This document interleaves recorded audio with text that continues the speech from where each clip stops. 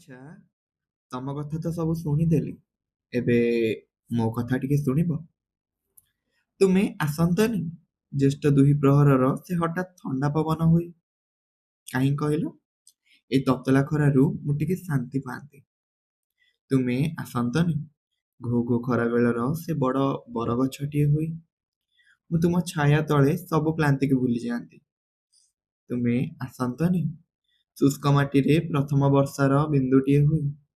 ମୋ ଥକା ମନରୁ ମୁଁ ପୁଣି ଜୀବନ୍ତ ହୋଇଯାଆନ୍ତି। ତୁମେ ଆସନ୍ତନି। ତପ୍ତ ଦିନର ସେ ନୀରବ ସନ୍ଧ୍ୟା ହୋଇ। ମୁଁ ତୁମ ଶାନ୍ତି ଆଲୋକରେ ସବୁ ଅସ୍ଥିରତାକୁ ଭୁଲି ଯାଆନ୍ତି। ତୁମେ ଆସନ୍ତନି।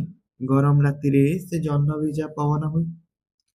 ମୋ ଅସ୍ଥିର ହୃଦୟକୁ ଧୀରେ ଧୀରେ ଶାନ୍ତ କରାନ୍ତି। ତୁମେ ଆସନ୍ତନି। ଖରା ବେଳର ସେ ମାଟି ପାତ୍ରର ଥଣ୍ଡା ପାଣି ହୋଇ। ମୁଁ ତୁମ ସ୍ପର୍ଶରେ ସବୁ ଥକାପଣକୁ ଭୁଲି ଯାଆନ୍ତି। ତୁମେ ପୁଣି ଆସନ୍ତନି। ଗରମ ଦିନର ସେ ଅମୃତ ସଦୃଶ ଖଟା ମିଠା ଆମ୍ବ ହୋଇ। ମୋ ତତଲା ମନକୁ ତୁମ ମିଠାସରେ ତୃପ୍ତ କରାନ୍ତି। ତୁମେ ଆସନ୍ତନି। ଜ୍ୟେଷ୍ଠ ସନ୍ଧ୍ୟାର ସେ ସୁଲୁସୁଲିଆ ପବନ ହୋଇ। ମୋ ମନରେ ଜଳୁଥିବା ଯନ୍ତ୍ରଣାକୁ ଧୀରେ ଧୀରେ ଥଣ୍ଡା ପକାନ୍ତି। ତୁମେ ଆସନ୍ତନି। ଏଇ ଗରମ ଋତୁରେ ମୋ ପାଇଁ ପ୍ରଶାନ୍ତି ହୋଇ। ମୁଁ ତୁମ ଭିତରେ ମୋ ସବୁ ସୁଖକୁ ଖୋଜି ପାଆନ୍ତି। ତୁମେ ଆସନ୍ତନି।